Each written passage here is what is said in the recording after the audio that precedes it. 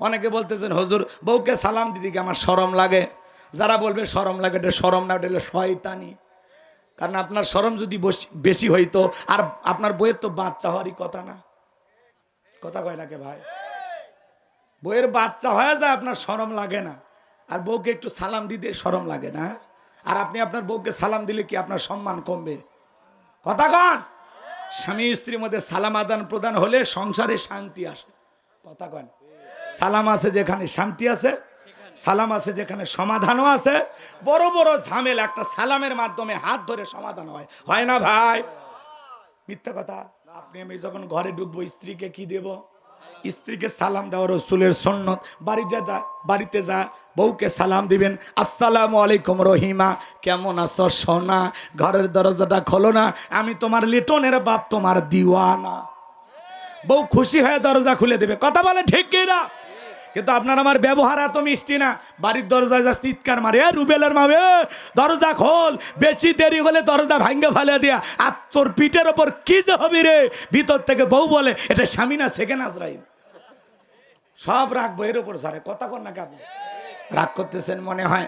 বাজান গো, বইয়ের সাথে খারাপ ব্যবহার করা যাবে না। বাড়িতে যখন প্রবেশ করবেন, বউকে সালাম দিয়ে প্রবেশ করবেন। কথা কর না। মুসলমান হিসাবে আর এক মুসলমানের গৃহে প্রবেশ করতে গেলে আগে গৃহবাসীর অনুমতি নিতে হবে, তাদেরকে সালাম দিতে হবে, তারপরে ওই বাড়িতে ঢোকা লাগবে। কথা কন।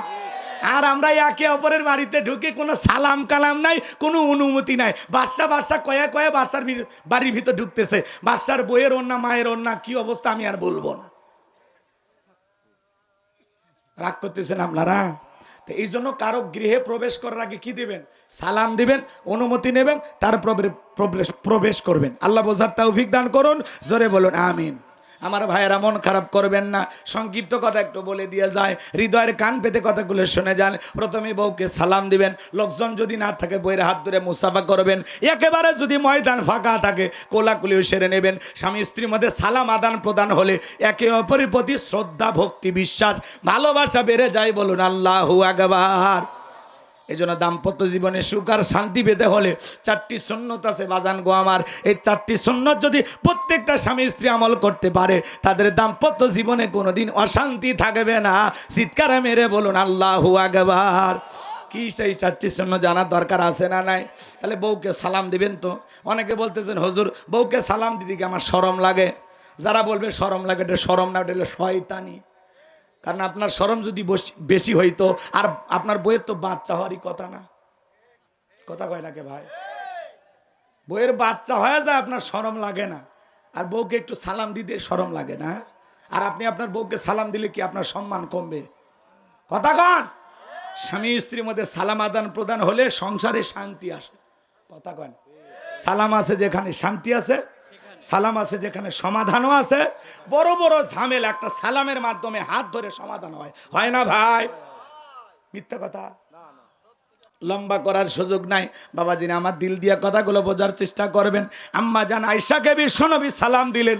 আম্মা জান আয়েশা ডেকে বলেন, নবীজির চেহারার আলোতে সুইটা কয়ে পড়ে আছে, আমি পরিষ্কার দেখতে পেয়েছি। বলুন সুবহানাল্লাহ। আপনার আমার নবী কতটা সুন্দর, নবীর সম্মান মর্যাদা কত, যে নবী জমিনে পথ চললে আসমানের মেঘ এসে ছায়া প্রদান করত। আল্লাহু আকবার বলেন। যে নবী হা বললে পুরো পৃথিবীবাসীর জন্য আল্লাহ পাক হালালে পরিণত করে দিত। যে নবী না বললে পুরো পৃথিবীবাসীর জন্য আল্লাহ পাক হারামে পরিণত করে দিত। আল্লাহু আকবার বলেন। যেই নবীর চেহারার ওপরে মশা মাছি পড়া হারাম। আপনার আমার প্রিয় নবী কেমন নবী পাইছি বাজান, যে নবী আসমানের চাঁদের দিকে ইশারা করলে চাঁদ 2 টুকরো হয়ে যেত। আল্লাহু আকবার বলে। জমিনে পা তুললে মাওলা পাকের আরশে আজিমে পৌঁছে যাইতো। কেমন নবী পাইছি, যে নবীর চেহারার দিকে তাকাইলে ক্ষুধা নিবারণ হয়ে যাইতো। আল্লাহু আকবার বলে। বিশ্বনবী যখন ঘেমে যেতেন, আম্মা জানেরা রাসূলের দেহের ঘামগুলো শিশিতে জমা করে রাখতেন। বিশেষ দিনে রসুলের দেহের ঘামগুলো সুগন্ধি হিসাবে ব্যবহার করা হতো। যেই ছাগলের স্তনে দুধ নাই, বিশ্বনবীর হাত লেগে গেলে দুধে পরিপূর্ণ হয়ে যেত। যেই খাবার 3-4 জন মানুষ খেয়ে শেষ করতে পারবে, এমন খাবারে বিশ্বনবীর হাতটা লেগে গেলে শত শত মানুষ খাবার খেয়েও যেমনি খাবার তেমনি থাকতো। বলেন আল্লাহু আকবার। এই পৃথিবীর জমিনে 1 নয় 2 নয়, আল্লাহ রাব্বুল আলামিন বিশ্বনবীকে 24 20,000 মর্যাদা দান করেছিলেন, বলুন আল্লাহু আকবার। সেই নবীর কাছে বেলাল কথা মনে আসে না নাই? হযরত বেলাল ডেকে বলে, নবী গো, আপনার চাইতে সুন্দর মানুষ আর আমি দেখি নাই। ও নবী, আপনি নাকি কালেমার দাওয়াত দেন, ইসলামের প্রচার করেন। বিশ্ব নবী তখন হযরত বেলালকে কালেমা পড়ে মুসলমান বানায় দিন। বেলাল ডেকে বলে, নবী আমারে কালেমা পড়ায় দেন। বিশ্ব নবী পড়ায় দিলেন, লা ইলাহা ইল্লাল্লাহু মুহাম্মাদুর রাসূলুল্লাহ সাল্লাল্লাহু আলাইহি ওয়াসাল্লাম। হযরতে বেলাল কালেমা পড়ে মুসলমান হয়ে গেল। আমার নবী ডেকে বলে, বেলাল ইসলামের অবস্থা এখন ভালো না, কালেমা পড়েছো, আপাতত প্রকাশ করা যাবে না। আপনারা বলেন তো বাজান, ইসলামের অবস্থা কি সবসময় ভালো থাকে? আজও তামাম পৃথিবীর দিকে তাকায় দেখেন, তামাম পৃথিবীর জালেম আর বেঈমানদের টার্গেট ইসলাম আর মুসলমানকে বিদায় করা। আজও ফিলিস্তিনের মুসলমানের রক্ত নিয়ে খেলা করে জালেম ইহুদির বাচ্চারা। আজও কাশ্মীরে মুসলমানদের রক্ত নিয়ে খেলা করে, চীনের উইঘুরে মুসলমানকে হত্যা করা হয়, ভারতে গরুর গোশত খাওয়ার অপরাধে মুসলমানের জীবনটা নিয়ে নেওয়া হয়। কথা বলেন।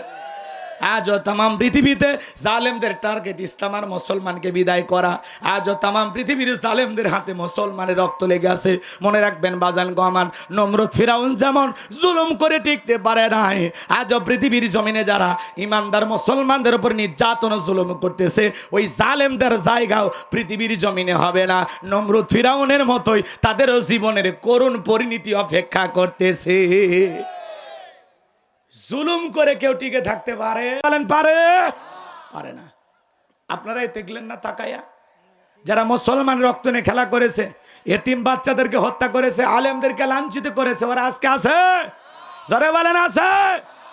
বড় বড় কথা বলতো, পালাবো না, পালিয়ে যায়নি। আমরা চাইছিলাম পদত্যাগ। আল্লাহ বলে, কিসের পদত্যাগ? এরা যে অপরাধ করেছে, শুধু পদত্যাগ না, আমি আল্লাহ এদেরকে দেশ ত্যাগ করতে বাধ্য করব, এদেরকে আমি গর্তে ঢুকাইতে বাধ্য করব। কথা বলে ঠিক না? পাশের দেশে রাগ করে অভিমান করে চলে গেছে, 45 মিনিট সময় পাইছিল। কথা কন ঠিক না? আবার মাঝে মাঝে অডিও কল রেকর্ড ফাঁস হয়, বলে দেশের খুব কাছে আছি, চট করে ঢুকবো। আপনি ঢুকবেন, তাহলে গেলেন কে? কথা কন নাকি আপনারা? রাগ করতেছেন? আর আপনি আসেন, এদেশের 18 কোটি মানুষের 36 কোটি চোখ তাকায় আছে। কথা কন ঠিক কিনা? আপনি আসেন, এই দেশ আপনার বাবার, এই দেশ আপনার স্বামী, কেন অভিমান করে চলে গেলে? আপনি আসেন। কথা কন ঠিক কিনা? বুবু আইবা, তুমি আইবা গো, সেই দিন আইসা বুবু ক্ষমতা পাইবা না। বলবো নাকি রাগ করেন? বলবো? বুবু আইবা, তুমি আইবা গো, সেই দিন আইসা বুবু ক্ষমতা পাইবা না। খোঁজ নাই বুবু কাদের কাকার, অবস্থা খারাপ দরবেশ বাবার, হাউ না গেলে এখন সামনেও আসে না। খোঁজ নাই বুবু কাদের কাকার, অবস্থা খারাপ দরবেশ বাবার, হাউ নাঙ্কেল এখন সামনে আসে না। নেতা কর্মী সব জেলের ভিতর, আমি আসি ডরের ওপর, কখন জানি আসে গ্রেফতারি পরোয়ানা। বুবু আইবা, তুমি আইবা গো, সেই দিন আইসা বুবু ক্ষমতা পাইবা না। কথা বলে ঠিক কিনা? ক্ষমতার চেয়ার থেকে নামা সহজ, কিন্তু চেয়ারে ওটা কঠিন। কথা বলে ঠিক কিনা? কিন্তু আমার ভাইয়ের, আমাদেরকে সিদ্ধান্ত নিতে হবে। আমেরিকা তাদের 47তম প্রেসিডেন্ট বানাইলেন ডোনাল্ড ট্রাম্পকে, তার সাথে প্রতিদ্বন্দ্বিতা করেছিল, তার বিরোধী দল ছিল কমলা হ্যারিস। তারা আমেরিকা দেখেন ভিতরে ভিতরে কত সেনা, ওরা কোনো নারীকে তাদের প্রেসিডেন্ট বানায় না। কথা বলেন, আজও পর্যন্ত হয়নি। আমরাও আগামীতে সিদ্ধান্ত নেব, বাংলাদেশ আর যাই হোক, কোন নারীকে আমরা প্রধানমন্ত্রী বানাবো না।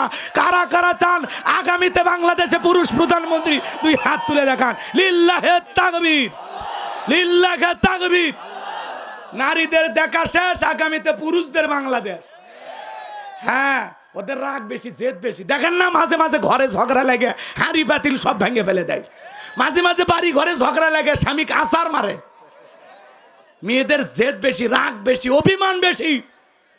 আর এরা একবার শান্তির জায়গা পেলে জীবন যাবে, ওই জায়গা ছাড়বে না। কথা কহান। আর মেয়েরা যদি জেদ করে, রাগ করে, ঘরে যদি আগুন লাগাইতে পারে, বোঝেন নাই, ঘরে যদি আগুন লাগাইতে পারে, ওরা রাগ করে জেদ করে পুরো দেশের জনগণের মনের ভিতরে আগুন লাগাই দেবে। এই জন্য একটু সিদ্ধান্ত নিন, একটু পরিবর্তন হন, ঠিক আছে তো ইনশাল্লাহ।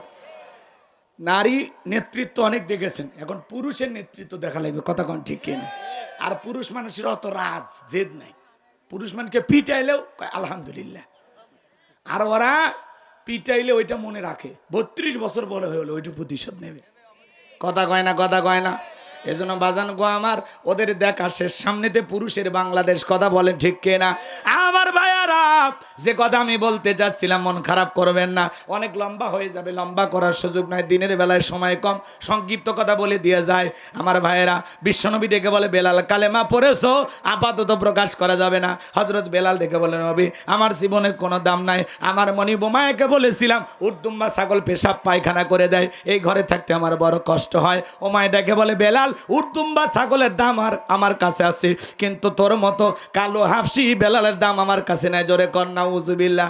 নবী গো আমার জীবনের কোনো দাম নাই, আপনি শুধু আমাকে দোয়া করে দেন মৃত্যু পর্যন্ত যেন কালেমার পথে টিকে থাকতে পারি। এই কথা বলে হযরত বেলাল চলে গেলেন। পরের দিন সকালবেলা সূর্য উদয় হয়ে গেছে, অনেকটা বেলা হয়ে গেছে, বেলাল দরজা খোলে না। অন্যান্য চাকর যারা আছে নালিশ নিয়ে চলে গেছে ওমায়ের কাছে, যাই বলে নেতা এখন পর্যন্ত বেলাল দরজা খোলে নাই, তাই নাকি? বলে হ্যাঁ ঠিক আছে চলো যাই। দরজায় ডাক দেয় বেলাল দরজা খোলো, হযরতে বেলাল দরজা খোলে না, জোরে করে ধাক্কা মারছে, দরজা খুলে গেছে।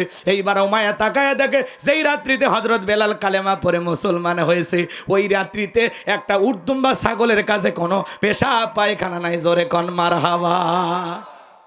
আমার ভাইয়েরা, এইবার ওমায় ডেকে বলে এ চাকরের দল, বেলালের বিরুদ্ধে মিথ্যা অভিযোগ দাও, তোমরা যখন ঘুমাচ্ছিলে বেলাল তখন ময়লা আবর্জনা পরিষ্কার করেছে, যাও নিজেদের কাজ করো। ওদেরকে তাড়িয়ে দিয়া এক পা দুপা করে বেলালের কাছে চলে গেলেন, হালকা করে বেলালকে ধাক্কা মারছে, যখন জবান দিয়ে কালেমার আওয়াজ বের হয়েছে তখন এইবার ওমায় ডেকে বলে বেলাল রে তোর জবান দিয়ে কি শুনলাম, তুমি কি মুসলমান হয়েছো? হযরতে বেলাল দেখে বলে মুসলমান হয় যারা মিথ্যা কথা বলতে পারে না তারা, ওয়াকুলু কওলাং সাদি মুসলমানেরা হবে সত্যবাদী। হযরত বেলাল ডেকে বলেন গতকাল রাত্রিতে আমি নবীজির হাতে হাত রেখে কালেমা পড়ে মুসলমান হয়েছি। এই কথা শোনার পরে ওমায় ডেকে বলে বেলাল উর্দুম্বা ছাগলের মালিক বানায় দেব, থাকার জন্য ভালো করে ব্যবস্থা করে দেব। হযরতে বেলাল ডেকে বলে ওমাই রে, ও ওমাইয়া আমার মনিব, দুনিয়ার কোনো পার্থিব সম্পদের বিনিময়ে বেলাল তার ইমানটাকে বিক্রি করবে না। চিৎকারে মেরে বলুন আল্লাহু আকবার। এইবার ওমায় ডেকে বলে আমার কথা না শুনলে বড় নেতা আবু জেলকে খবর দেব। হযরতে বেলাল ডেকে বলে কোন বড় নেতা ছোট নেতা এখন কাউকে গোনার টাইম নাই, আমি দুনিয়ার কোন আবু জেলকে ভয় করি না, আমি ভয় করি আমার আল্লাহকে। এইবার বাজান গো আমার, ওমায়া দৌড়ে চলে গেছে আবু জেলের বাড়িতে, যা বলে নেতার সংবাদ খুব খারাপ, আমার বাড়ির কৃতদাস বেলাল কালেমা পড়ে মুসলমান হয়েছে, তাই নাকি? বলে হ্যাঁ ঠিক আছে যাও আমি আসতেছি। আবু জেলের একটা বিশেষ বাহিনী ছিল যাদের কাজই হলো মুসলমানদের উপর নির্যাতন জুলুম চালানো। আজও পৃথিবীর দিকে তাকায় দেখেন জালেমদের বিশেষ একটা বাহিনী থাকে যাদের কাজই হলো টুপিওয়ালা দাড়িওয়ালা ইমানদার আলেমদের উপরে নির্যাতন জুলুম চালানো। ওদের একটা গোপন বাহিনী থাকে, কথা বলেন। রাগ করবেন না বাজান গো আমার, কি অপরাধ কি অপরাধ কি অপরাধ মসজিদের ইমাম মজ্জিমের, কথা কন না কেন? কি অপরাধ এসের আলেমদেরকে কেন তাদেরকে এইভাবে জেলখানায় নিয়ে যাওয়া হয়তো? তার মানে বুঝতে পারেন না, আলেমেরা মিষ্টি মিষ্টি কথা বলতো, তাদের কথা শুনে মানুষ পরিবর্তন হয়ে যেত, লাখ লাখ মানুষ তাদের কথা শোনার জন্য যাইতো। এটা ওরা বুঝতে পারতো যেভাবে আলেমদের জনপ্রিয়তা বাড়তেছে ভবিষ্যতে আমাদের চেয়ারা থাকবে না, এই ভয়ে কাউকে জেলখানায় কাউকে দেশের বাইরে পাঠায়, কথা কন ঠিক কি না? আমার ভাইয়েরা সংক্ষিপ্ত কথা বলে দিয়ে যায়। এইবার আবু জেহেল চলে আসলো, বেলালকে ডেকে বলে বেলাল এইদিকে আসো, তোমার আমি পার্সোনাল ভাবে মোহাব্বত করি। বেলাল এসব কি শুনছি, তুমি নাকি মুসলমান হয়েছো? হযরত বেলাল ডেকে বলে যা শুনেছেন সত্য, আমি গতকাল রাত্রিতে বিশ্বনবীর হাতে হাত রেখে কালেমা পড়ে মুসলমান হয়েছি। এইবার আবু জেহেল ডেকে বলে বেলাল শোনো, আমি তোমাকে উর্দুম্বা ছাগলের মালিক বানায় দেব, থাকার জন্য ভালো ঘর বানায় দেব, ব্যবসা বাণিজ্য যদি করতে চাও দিরহাম টাকা পয়সা যা লাগে দেব। বেলাল তুমি চাইতে দেরি, তোমার সামনে হাজিরি করতে দেরি করা হবে না। হযরত বেলাল ডেকে বলে আবু জেহেল রে, দুনিয়ার সব সম্পদ যদি দিতে চাও দুনিয়ার সব সম্পদ ছাড়তে রাজি, কিন্তু বিশ্ব নবীর কালেমা ছাড়তে রাজি নাই। চিৎকারে মেরে বলুন আল্লাহু আকবার। বেলালের মতো যারা খাঁটি ইমানদার এদেরকে টাকা দিয়ে কেনা যায় না, কিন্তু মুনাফিক মার্কা মুসলমান যারা টাকার কাছে বিক্রি হয় তারা, টাকা পাইলে ওরা বাতিলের পাশাটা গোলাম হয়, টাকা যেই দিকে ওদের ফতুয়া সেই দিকে, টাকার জোরে ওদের ফতুয়া ঘরে বৈধকে অবৈধ বলতো আর অবৈধকে বৈধ বলে চালিয়ে দিত। কথা বলেন ঠিক কিনা? আমার ভাইয়েরা, এক প্যাকেট বিরিয়ানি পাইলে কই ম্যাডাম আপনি জান্নাতি। এরকম হুজুর আছে না নাই? লম্বা হবে বাজান, লম্বা করব না, অনেক কথা বলার আছে, সামনের দিকে যায়। যে কথা বলতে চাচ্ছিলাম, এইবার আবু জেহেল ডেকে বলে, বেলাল সোজা আঙ্গুলে ঘিউ না উঠলে আঙ্গুলে একটু বাঁকা করা লাগবে। এই কথা বলে যুবকদেরকে লিলিয়ে দিল, এই বেলালকে চাবুক দিয়ে পিটাও। কেউ তো নাই দেখার, এইবার চাবুক দিয়ে পিটানো শুরু হলো। পিটাইতে পিটাইতে ইসলামের প্রথম মুয়াজ্জিন হযরতে বেলাল, এরা যত জোরে চাবুক মারে তত জোরে কালেমার জিকিরি করে। বাবারে মারে লাগতেছে, ছাইরে দে, ও এগুলো বলে না, এরা মারে আর জিকির করে, লা ইলাহা ইল্লাল্লাহ, লা ইলাহা, মালিকের নামে জিকির করে। এইবার পিটাইতে পিটাইতে কালো চামড়া গুলো ফেটে রক্ত ঝরতে লাগলো। আবু জেহেল থেকে বলে, বেলাল রে, তোরে চাবুক দিয়ে মারতে মারতে কালো চামড়া গুলো ফেটে রক্ত ঝরতেছে, তারপরেও কি কালেমা ছাড়বি না? হযরত বেলাল থেকে বলে, আবু জেহেল রে, মারতে মারতে যদি মেরেও ফেলে দাও, জীবনটা দিতে রাজি, নবীজির কালেমা ছাড়তে রাজি না। এইবার আবু জেহেল ডেকে বলে, হে যুবকের দল, বেলালের পায়ে রশি লাগাও। আমার ভাইয়েরা, হযরতে বেলালের পায়ে রশি লাগাইয়া উটের পায়ের সাথে বেঁধে আরবের উত্তপ্ত গরম বালিতে শেষরায় শেষরেনে ঘোরাগুলো। আরবের বালিগুলো এত গরম, চাল দিলে মুড়ি হয়ে যাইতো। বাবলা গাছারে কাটাগুলো জিব্বার ভিতরে পেরেকের মতো মারা হলো। নির্যাতন জুলুম করার পরে বিকেলবেলা ডেকে বলে, বেলাল এত পিটাইলাম, এত নির্যাতন জুলুম করলাম, তারপর কি নবী মুহাম্মদ সাল্লাল্লাহু আলাইহি সাল্লামের দল ত্যাগ করবি না, কালেমা ছাড়বি না? হযরতে বেলাল দেখে বলে, আবু জেহেল রে, মারতে মারতে যদি মেরেও ফেলে দাও, বেলালের নিঃশ্বাস থাকবে যতদিন, বেলাল কালেমার পথে টিকে থাকবে ততদিন। চিৎকারে মেরে বলুন আল্লাহু আকবার। এইবার আবু জেহেল বলে, এই যুবকের দল, সবাই মিলে একটা বড় পাথর নিয়ে এসে বেলালের বুকের উপরে চাপায়া দাও। তাই দেওয়া হলো। কাফেররা মনে করলো পাথরের চাপার আঘাতে বেলাল মারা যাবে, এই কথা ভেবে ওরা চলে গেল। হযরতে বেলালের বুকের উপরে বিশাল বড় একটা পাথর, এরপরেও চোখের পানি ছেড়ে দিয়া জিব্বা নাড়ায়া জিকির করে। আপনাকে আমাকে জিকির করার জন্য কেউ কিন্তু পিটাই না বাজান, কিন্তু আমরা কপাল পর আল্লাহর জিকিরি করি না। হাদিস শরীফের ভিতরে আসছে, যার জিহুব্বাটা আল্লাহর জিকিরে ভিজা থাকবে, আল্লাহর জিকিরে তরু তাজা থাকবে, ওই জিহুব্বাওয়ালা মানুষ কোনোদিন জাহান্নামের আগুনে জ্বলবে না। সব সময় জবানে জিকির থাকবে কার? সুবহানাল্লাহ, সুবহানাল্লাহ, আলহামদুলিল্লাহ, আলহামদুলিল্লাহ, আল্লাহু আকবার, আল্লাহু আকবার, লা ইলাহা ইল্লাল্লাহ, সুবহানাল্লাহি বিহামদিহি, সুবহানাল্লাহিল আযীম। জবানে হালকা, মিজানের পাল্লায় ওজন বেশি। কথা বলেন ঠিক কিনা? এ বাজান গো আমার, এইজন্য আল্লাহ রাব্বুল আলামিন বলেন, ফাযকুরুনি আযকুরুকুম ওয়াশকুরুলি ওয়ালা তাকফুরুন। তোমরা আমারে স্মরণ করো, আমি আল্লাহ তোমাদেরকে স্মরণ করব। কৃতজ্ঞতা প্রকাশ করো, অকৃতজ্ঞ হয় না। আমার ভাইয়েরা, জিকিরি করার জন্য আলাদা সময় লাগে না। দোকানদারি করতে করতে জিকিরি করা যায়, মাঠে কাজ করতে করতে জিকিরি করা যায়, রিক্সা ভ্যান চালাতে চালাতে জিকিরি করা যায়। এক জায়গায় খামাকা বসে আছেন উদাসীন মনোভাব নিয়ে, ওই জায়গায় বসে বসে জিকিরি করেন, তাহলে চলতে ফিরতে সব সময় জবানে জিকিরি চালু থাকবে কার? হযরত বেলাল চোখের পানি ছেড়ে দিয়ে কাঁদে আর ডেকে বলে, আল্লাহ, আমার বুকের উপরে পাথর থাকার কারণে তোমার মতো মালিকের জিকিরি করতে বড় কষ্ট হয়। আল্লাহ, তুমি তো সেই আল্লাহ, ইব্রাহিমের জন্য যদি নমরুদের আগুনকে ফুলের বাগান বানায় দিতে পারো, আল্লাহ তুমি কি পারো না বেলালের বুকের পাথরটাকে তুলার মতো নরম বানায় দিতে? হযরতে বেলাল দোয়া করতে দেরি, আসমানের মালিক আল্লাহ বেলালের বুকের পাথরটাকে তুলার মতো নরম বানাইতে দেরি করে নাই। বেলালের নিঃশ্বাসের সাথে পাথর ওঠে আর নামে বলেন আল্লাহু আকবার। এই যখন নির্যাতন জুলুম চলতেছে, বিশ্বনবীর কান পর্যন্ত যখন খবর পৌঁছে গেল, আমার নবীটাকে বলা, ওহকর, বেলালের নির্যাতন জুলুমের কথা আর সহ্য হয় না, যাও যাও, তুমি আমার বেলালের জন্য একটা কিছু করো। হযরত আবু বকর সিদ্দিক রাদিয়াল্লাহু তাআলা আনহু কয়েক গুণ দাম বেশি দিয়া গোলামীর জীবন থেকে হযরত বেলালকে আজাদ করলেন, মুক্ত করলেন। বলুন আল্লাহু আকবার। এই যখন ইসলামের অবস্থা, একদিকে সন্তান হারানোর ব্যথা, আপন মানুষদের সমালোচনা, সাহাবায়ে কেরামদের উপর নির্যাতন, এই জন্য নবীজির মনটা ভীষণ খারাপ, নবীজির চোখের কোনায় পানি। নবীর যখন মন খারাপ, নবীকে সান্ত্বনা দেওয়ার দায়িত্ব কার? আর একটু জোরে বলেন কা? আমার আল্লাহ ডেকে বলে জিবরাইল, আমার বন্ধুর মা নাই বাবা নাই, এ জিবরাইল আমি স্যার আমার বন্ধুর দুনিয়াতে কেউ নাই, কেউ নাই। হে জিবরাইল আমার বন্ধুর মনটা হয়েছে ভারী, আমি আল্লাহ সইতে নাই পারি। লাহু মাহফুজ থেকে সূরা কাউসার নিয়ে যায় আমার বন্ধুর ওপরে নাজিল কর তাড়াতাড়ি, বলুন আল্লাহু আকবার। আমার নবী ডেকে বলে আনাস আমার কান্না করার কারণটাকে তোমরা জানো, আমার মনটা কেন খারাপ তোমরা জানো, কিন্তু আমার মুস্কি হাসি দেওয়ার কারণ হলো এই মাত্র আসমান থেকে জিবরাইল এসে আমার উপরে সূরা কাউসার নাজিল করলো, বলুন আল্লাহু আকবার। বিশ্ব নবী তখন সাহাবায়ে কেরামদেরকে তেলাওয়াত করে শুনিয়ে দিলেন। আমার আল্লাহ রাব্বুল আলামিন বলেন ইন্না আ'তাইনাকাল কাউসার, অবশ্যই আমি আল্লাহ পাক আপনাকে হাউজে কাউসার দান করেছি। চিৎকারে মেরে বলুন আল্লাহু আকবার। ইন্না আ'তাইনাকাল কাউসার, নিশ্চয়ই আমি আল্লাহ পাক আপনাকে হাউজে কাউসার দান করেছি। আল্লাহু আকবার বলবেন না? আল্লাহ পাক পৃথিবীর অন্য কোন পয়গাম্বারকে হাউজে কাউসার দান করেন নাই, আপনার আমার নবীকে আল্লাহ পাক হাউজে কাউসার গিফট করেছেন। আল্লাহ পাক সেই মেসেজটা জানিয়ে দিলেন ইন্না আ'তাইনাকাল কাউসার, অবশ্যই আমি আল্লাহ পাক আপনাকে হাউজে কাউসারের মালিক বানায় দিয়েছি।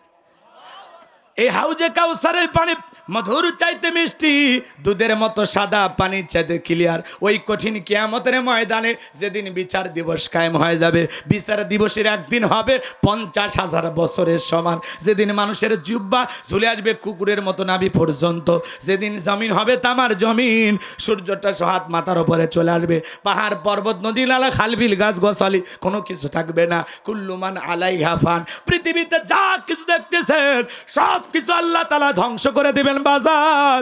ওই কঠিন কিয়ামতের ময়দানে যেদিন মা তার সন্তানের পরিচয় দেবে না, স্বামী স্ত্রীর পরিচয় দেবে না, ভাই ভাইয়ের পরিচয় দেবে না, ওই কঠিন কিয়ামতের ময়দানে আল্লাহর আরশের ছায়া ছাড়া আর কোনো ছায়া থাকবে না। ওই ছায়ার ভিতরে আল্লাহ পাক 7 শ্রেণীর মানুষকে আশ্রয় দিবেন, তারা আল্লাহর আরশের নিচে ছায়া পাবে আর কিয়ামতের ফাইনাল খেলা উপভোগ করবে, বলুন আল্লাহু আকবার। মানুষ যখন দলে দলে বিশ্ব নবীর কাছে যাবেন, 1 শ্রেণীর মানুষের চোখের সামনে আল্লাহ তাআলা পর্দার আবরণ তৈরি করে দেবেন। আমার নবী তখন ডেকে বলবেন আল্লাহ সংখ্যায় আমি আমার অনেক উম্মতকে দেখতে পাইলাম, কেন জানি সংখ্যাটা কমে গেল। আমার আল্লাহ ডেকে বলে বন্ধু পাইকারি দরে সবাইকে আপনি আজকে হাউজে কাউসারে পানি পান করাতে পারবেন না। দুনিয়ার জীবনে 2টা অপরাধ করেছিল যারা, আজকে হাউজে কাউসারে পানি পাবে না তারা। চিৎকার মেরে বলেন জানার দরকার আছে না নাই? 2টা অপরাধ কি শুনবেন? কষ্ট হচ্ছে আপনাদের। বিশ্বনবী হাউজে কাউসারের পেয়ালা নিয়ে দাঁড়িয়ে আছেন, আপনি নবীজিকে দেখবেন হাউজে কাউসারের পেয়ালার পানি পান করবেন। নবীজির হাতে যদি 1 পেয়ালা হাউজে কাউসারের পানি পান করতে পারেন, জান্নাতে ঢোকা পর্যন্ত আর তৃষ্ণা লাগবে না, তৃষ্ণা মিটে যাবে, বলুন সুবহানাল্লাহ। হযরত আবু বকর পেয়ালাগুলো ভরায় দিবেন, মাঝখানে দাঁড়িয়ে থাকবেন হযরত ওমর, আবু বকরের হাত থেকে নিয়ে হযরত ওমর বিশ্বনবীর হাতে দিবেন, আর নবীজি তার আদরের উম্মতদেরকে খুঁজে খুঁজে হাউজে কাউসারে পানি পান করাবেন। রসুলের হাতে কারা কারা হাউজে কাউসারে পানি পান করতে চান 2 হাত তুলে আমার আল্লাহকে দেখান। আল্লাহ পাক আমাদের সবাইকে রসুলের হাতে 1 পেয়ালা করে হাউজে কাউসারে পানি পান করা তৌফিক দান করুন। একটু জোরে বলুন না আমিন, আর একটু জোরে বলুন আমিন, আরো একবার বলুন আমিন। আল্লাহ আমাদের সবাইকে কিয়ামতের ময়দানে নবীজির হাতে 1 পেয়ালা করে হাউজে কাউসারের পানি পান করার সেই সৌভাগ্য আল্লাহ যেন আমাদেরকে দান করেন। এবার হাউজে কাউসারের পানি চাইলেন আর পাইলেন, অত সহজ, একটু কষ্ট করা লাগবে না? কথা বলে না কেন? আমি আপনাদের এলাকায় আসলাম, একটা ছেলের হাতে কিছু চকলেট দিলাম, দিয়ে বললাম বাবা আমার জন্য 1 বদা পানি নিয়ে আসো, একটু উজু বানাবো। চকলেট পায়, ছেলেটা মারছে দৌড়, মাঝখানে আসার খেয়ে পুড়িয়ে গেছে, হাঁটু ছিলে গেছে, রক্ত বের হয়েছে, কিন্তু চকলেট থাকার কারণে উঠে দাঁড়ায়া বদনা ভৈরা পানি নিয়ে আমার সামনে হাজির। আমি তখন বললাম বাবা এই পানিটার দিকে তোমার কষ্ট হয়েছে, মাঝপথে আসার খায় পুড়িয়ে গেছো, হাঁটুটাও ছিলে গেছে, রক্ত মনে বেরিয়েছে, ব্যথাও পাইছো, চকলেট থাকার খুশির কারণে ছেলে বলতেছে আমি এরকম কত পরে যাই আমার কিছুই হয় না।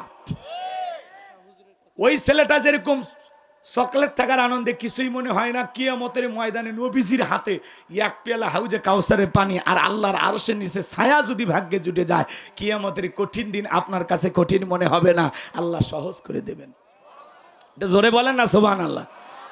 সে হাউজে কাউসারে পানি পান করতে গেলে কাজ করতে হবে 2টি। জোরে বলেন কয়টি? আরো জোরে বলেন কয়টি? আল্লাহ তাআলা বলেন ফাসল্লিলি রব্বিকা ওয়ানহার, ফাসল্লিলি রব্বিকা ওয়ানহার। এক নাম্বার হলো রবির উদ্দেশ্যে সালাত আদায় করে নেবে। ফাসল্লিলি রব্বিকা, রবির উদ্দেশ্যে সালাত। সালাত হবে কার জন্য? হঠাৎ করে কেউ নামাজ ধরে দেখেন না, কথা কন। পুরাতন মুসল্লি যারা নিয়মিত নামাজ পড়ে ওরা আবার দেখে বাপরে বাপ সূর্য আবার কোন দিকে উঠছে, উত্তরপাড়া বাদশা দিকে মসজিদে নামাজ পড়বে না, 2 দিন পর আবার মসজিদে আসবে না। এই যে ঠাট্টা বিদ্রুপ করেন, এটা করা যাবে না। আপনি তো দাওয়াত দিয়ে 5 জনকে মসজিদে আনতে পারেন না। কোনো এক ভাই হঠাৎ করে নামাজ পড়তে আসছে, তার নিয়ে কেন সমালোচনা, তার নিয়ে কেন ঠাট্টা বিদ্রুপ? আপনারা দোয়া করেন, ভাই তুমি যে মসজিদে আসছো নামাজ পড়ার জন্য, দেখে দিলটা ভরে গেছে, আল্লাহর কাছে দোয়া করি আল্লাহ যেন মৃত্যু পর্যন্ত তোমাকে সিজদা দেওয়ার তৌফিক দান করেন। কথা বলে ঠিক কি না? আপনি দোয়া করবেন, আপনি টিটকারি মানেন কে? হ্যাঁ, নামাজ ঠিকঠাক পড়বো না, 2 দিন পর আবার ছাইরে দিব, এরকম বলে কিনা? যুবক বয়সে দাঁড়িয়ে রাখছে, এটা নিয়ে সমালোচনা করে, ঠাট্টা করে না।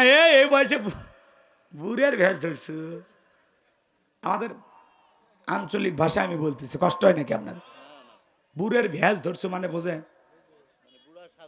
হ্যাঁ, এই যুবক বয়সে তুমি বুড়ে সাজছ, ব্যাপারটা কি? রাগ করতেছেন আপনারা? যুবক বয়সে দাঁড়িয়ে রেখে বউ নিয়ে ঘুরতে গেছে, তখন বলে ভাবি আসসালামু আলাইকুম, সাথে চাচার খবর কি? বউ বাড়িতে এসে রাগ করে, তোমার সাথে বাইরে যাওয়া যায় না, আমারে ডাকে ভাবি আর তোমার ডাকে চাচা। যেই বউ রসুলের সুন্নত দাড়িকে মহাব্বত করে না, এই বউ আপনাকে 100% ভালোবাসা দিতে পারে না। কথা বলেন ঠিক কি না? রাগ করতেছেন? বউ দাড়ি পছন্দ করে না, ওটা বউ নাকি? রাগ করেন না, রাগ করেন না। আমরা রসুলকে মহাব্বত করে দাঁড়িয়ে রাখি, টুপি খুলি, জুব্বা খুলি, কিন্তু এটা এমন একটা সুন্নত, এটা খোলা যায় না। 24টা ঘন্টা আমার দেহের সাথে লাগিয়ে থাকে। কথা কন, আমি যে একটা পুরুষ দাড়ি দেখে প্রমাণ হয়। আমি তো নবীজিকে ভালোবেসে দাঁড়িয়ে রাখছি। কথা কন ঠিক কিনা? এটা আমার রসুলের মহাব্বত আর ভালোবাসা এখানে আছে। কথা কন ঠিক কিনা? আমি কেমনে খুর লাগাই, আমি কেমনে বেলেট লাগাই, আমি তোমার নবীকে ভালোবাসি। কথা বলে ঠিক কিনা? আর দাড়িওয়ালা পুরুষ বুঝতেছেন না, দাড়িওয়ালা পুরুষের গুণ আছে, গুণ আছে। কথা কয় না কে? রাগ করতেছেন মনে হয়।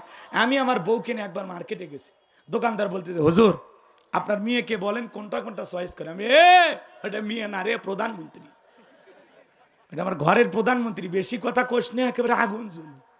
কথা কন ঠিক কিনা? তো মনে করে দাড়ি রাখলে মনে করে বিশাল একটা বয়স, এই ছেলের খুব বয়স বেশি হয়েছে, কাকে মহাব্বত করে দাঁড়িয়ে রাখছে? কথা কন নাকি আপনারা? যুবক দাঁড়িয়ে রাখছে, আমি দাঁড়িয়ে রাখছি, এমনও 60-70 বছরের মুরব্বী চাচা আছে, চামড়া পিলাস দিয়ে টানে ক্লিন শেপ মারে। কথা কন নাকি? রাগ করতেছেন আপনারা? রাগ করেন না বাজান, মন খারাপ করবেন। ওই যে দরবেশের দাড়ি ছিল, দাড়ি কেটে পালাস, দাড়ি কেটে পালায়নি। কথা কন না? ওরা দাড়িকে ব্যবহার করতো, ওরা সত্যিকারী মানুষ ছিল না। কথা কন না? মন্ত্রীরা সব কোথায় গেল, এমপিরা সব কোথায় গেল, কোথায় কাদের কাকা, ওদের সারা দেশটা বড় লাগে ফাঁকা ফাঁকা। পালাবো না, পালাবো না, কথা কন, পালাবো না, পালাবো না, যাই না তাদের দেখা, ওদের সারা দেশটা বড় লাগে ফাঁকা ফাঁকা। আইন মন্ত্রী আটকে গেল আইনেরই ফাঁকে, দাড়ি সারা দরবেশটারে ভণ্ড ভণ্ড লাগে। শুনেছি ভাই কত নেতা নেত্রী খাইতেছে ভাই ডান্ডা, বিচারপতি কালামানিকের ফাটিয়েছে নাকি আন্ডা। এই বিচারপতি শামসুদ্দিন মালিক আল্লামা সাইদি হুজুরকে মৃত্যুদণ্ডের রায় দিয়েছিল। আমরা বলতে চাই যারা ট্রাইব্যুনাল গঠন করেছিল আজকে তারা ওই একই ট্রাইব্যুনালে মামলার আসামি। ওই বিচারপতি মানিকেরও মৃত্যুদণ্ডের রায় চায়। এই বিচারপতি মানিক 116 জন আলেমের তালিকা করে দুদকের কাছে জমা দিয়েছিল। আমার মতো গাইবান্ধার বক্তার রোল নাম্বার ছিল 23। আপনারা চেনেন না, ওরা ঠিকই চেনে।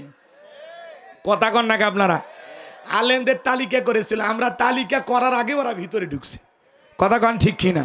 পলকের ঝলক গেল, পলকের ঝলক গেল থামিয়ে নেটের চাকা, ওদের সারা দেশটা বড় লাগে ফাঁকা ফাঁকা। কোথায় গেল সংসদেতে মমতাজের গান, কোথায় গেল হজরত বলার স্বামী ওসমান। মাইক পেলে বলতো খেলা হবে, খেলা হবে। আজকে মাঠ পড়ে আছে কিন্তু স্বামী ওসমানের মতো খেলোয়াড় নাই। আপনি আসেন, কথা কন না কে? সংসদে পবিত্র জায়গায়, সে জায়গায় মমতাজের গান শোনা লাগতো। হ্যাঁ, প্রধানমন্ত্রী গান কয়া কি মোহাব্বতের গান, কথা কন না কেন? সংসদ ভবন গান গাওয়ার জায়গা নাকি জনগণের দুঃখ দুর্দশা তুলে ধরা জায়গা? কথা বলে ঠিক কি না?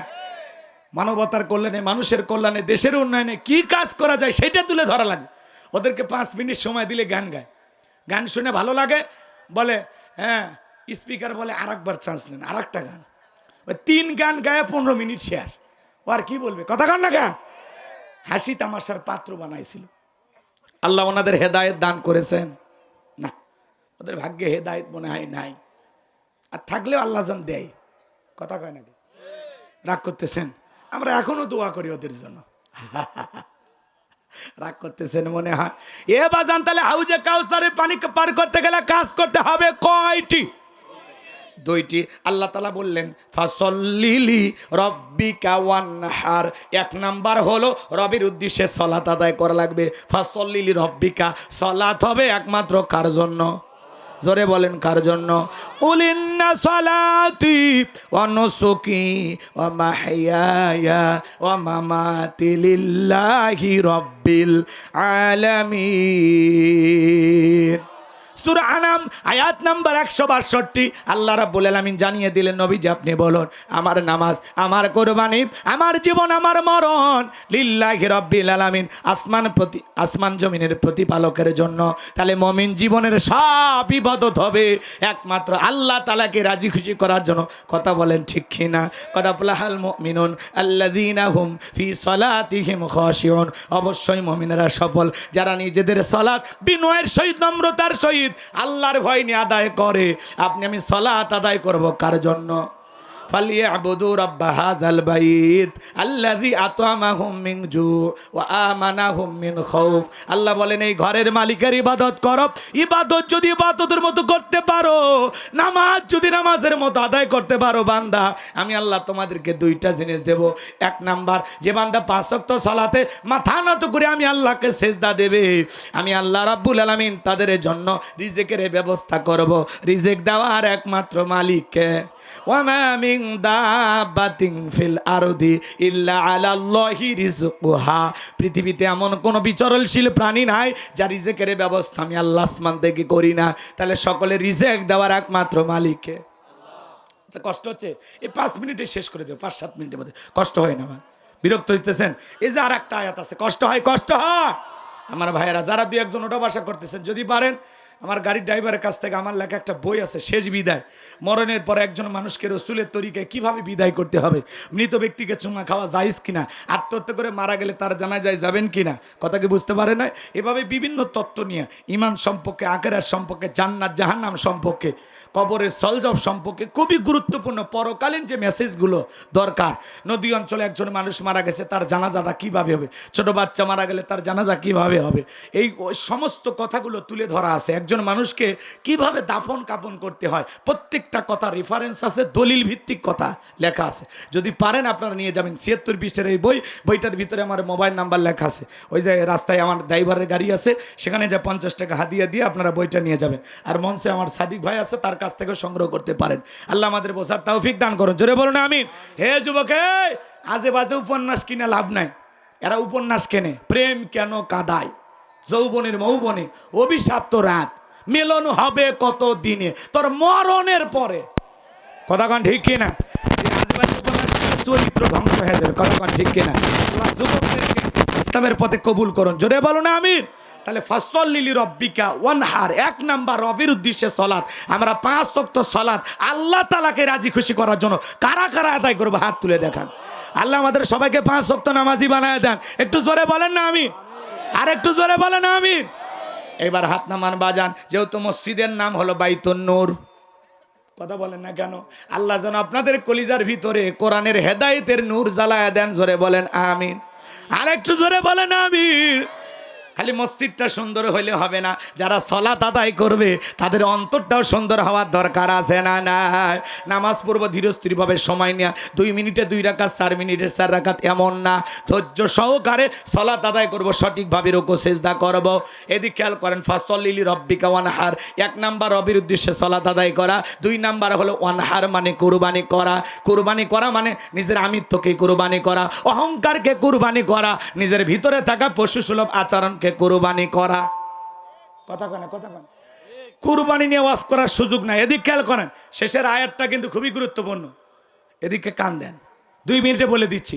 কুরবানি যারা দিবেন 3টা জিনিস খেয়াল রাখবেন। 1 নাম্বার নিয়ত সহি কুরবানি আল্লাহর জন্য। কথা কয় না। কুরবানি আমি দিচ্ছি কার জন্য? আমরা 7 জন একটা ভাগে গরু কিনি, 4 জন দড়ি ধরে টানে, পেছন থেকে 3 জন ঠেলে, এমন একটা দুর্বল গাভী কিনে নিয়ে আসে, সেই গরুর উপরে বয়স্ক ভাতা ওয়াজিব। এমন দুর্বল গাভী জবাই করলে হবে না, তার সুরুন নাজিরিন, চমৎকার একটা গাভী জবাই করতে হবে, আকর্ষণীয়, হুষ্টপুষ্ট, দেখতে সুন্দর, কথা বলে ঠিক না। 1 নাম্বার নিয়ত সহি কুরবানি আল্লাহর জন্য। 2 নাম্বার হালাল বৈধ ইনকামের টাকা থেকে কুরবানি দেওয়া লাগবে। সুদের টাকা, ঘুষের টাকা, হারাম টাকা দিয়ে কুরবানি দিলে হবে না। আল্লাহ পবিত্র, তিনি পবিত্র বস্তুকে ভালোবাসেন। কথা ক্লিয়ার? আর 3 নাম্বার ফাসল্লি লিরাব্বিকা ওয়ানহার, আগে নামাজ পড়ো তারপরে কুরবানি করো। আমরা নামাজি হয়ে কুরবানি দেব। এইবার 3 নাম্বার আয়াত, ইন্না শানিয়া কাহুয়াল আবতার। আল্লাহু আকবার। আল্লাহ রাব্বুল আলামিন বলে, নবী গো, যারা আপনাকে লেসকারানির বংশ বলে, নবী আপনি মন খারাপ করবেন না গো নবী। ওই আবুল হাবু